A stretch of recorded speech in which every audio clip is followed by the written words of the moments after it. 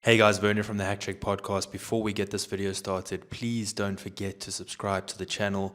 We are on the absolute grind to 5,000 subs. Also, don't forget to like the video if you enjoy this content and to share it far and wide. So there's news affecting the middleweight division as well as the light heavyweight division. As you recall, after Dricus du Plessis' victory over Israel Adesanya at UFC 305, straight away we saw the posts from Poatan saying he wants to drop down to 185 to take on Dricus du Plessis. In the post-fight press conference, his coach also confirming that they would look at the option, obviously being at 205.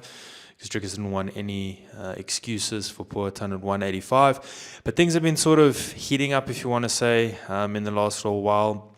There's a quote from Alex Pereira where he came out and speculated that Israel Adesanya might have been injured in his fight at UFC 305, kind of throwing shade at Dricus' victory, kind of trying to downplay Dricus' victory. So let me just give you guys the quote for some context. Yes, so as you guys can see, basically Poatan some quoting or paraphrasing pretty much what Poatan said.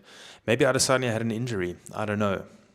You could see he kicked very little. That inside leg kick of Adesanya is very good. He didn't continue to do it. He's only throwing hands.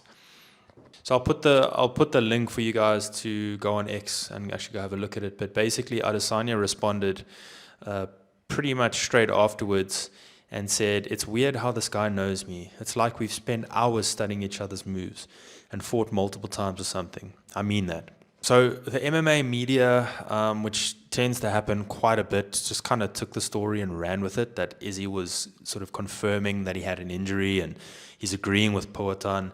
A lot of people ran with stories saying that pretty much. And Izzy actually came back straight afterwards, obviously had seen all of this, and kind of rubbished these claims. What Izzy basically said was, "I just said he knows my style. Go touch some grass, please." So pretty much saying, you guys pretty much just took the story and ran with it, because nothing from Izzy's side afterwards. He would have said more than likely if he was injured. I think the whole world would have known about it. I don't think he would have missed an opportunity to say something like that. I think we would have heard from Izzy. And if you guys recall my breakdown of UFC 305, I said, and you could see it straight away, Izzy was super, super sharp. I mean, he was the sharpest he's looked for a long time. And I really do think that Dricus du Plessis beat the best possible version of Israel Adesanya. There can be no excuses. Yes, Izzy said in the post-fight interview in the octagon, he made a small little mistake. Fair enough. It's not really an excuse. It's just an assessment that he has that, I know I shouldn't have made that mistake. I trained for it, something of that nature. But I think Alex Pereira is really firmly pushing hard for this fight with Dricus because, after Khalil Roundtree, there's not really many other people for him to fight. I know there's an Ankalaev fight. That's fair enough. But, you've got to go to Abu Dhabi. And I don't even know if the UFC is going to want to risk that because if Ankalaev wins, he's going to hold him ransom fighting in Abu Dhabi once a year. So there's really no other fight that makes sense for Pereira should he beat Roundtree. I think right now, for Dricus, there's a lot of fights. Obviously, there's the Strickland rematch, which I think everybody wants to see. There's a Khamzat Whitaker fight, which, again, I don't know. Khamzat, can he fight outside of Abu Dhabi? But I would almost, start to think that for the UFC, Poatan's getting up there in age. He still looks sharp, don't get me wrong. Dricus' stock is super high at the moment. Even Yuri Prohaska's calling him out. But I would think that fight makes sense. It makes a lot of sense. I think they're both keen for it. I think you don't get a chance for someone to be a double champ very often. And I think the UFC should explore that option, at least, if anything, after the Dricus Strickland fight.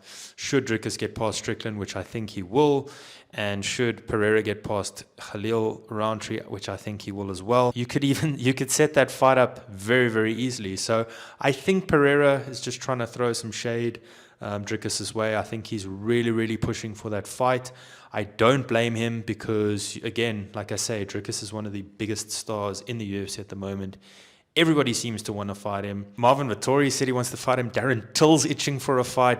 Bareknuckle, still unranked, is trying to fight him. Baralo has also called him out. I actually think that's a decent... I like that the prospect of that fight. An undefeated fighter who's really doing well, probably on the top 5 as we speak.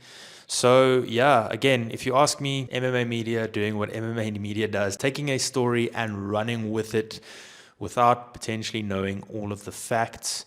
And again, Pereira really seems to be pushing and itching for this fight with Dricus. I think Dricus holds all the cards right now. I think he can really pick and choose who he wants to fight. And it's a very interesting prospect. Him and Poatan, him and Strickland in a rematch, him and Khamzat or Whitaker. There are so many options, and I just can't wait to see what happens. So let me know what you guys think. Do you think Israel Adesanya was actually injured? Do you think he looked really sharp like I do? What do you think of Poatan's comments? Let me know in the comment section below. As always, please like the video, comment, and subscribe, and I will see you next time. Cheers, everybody.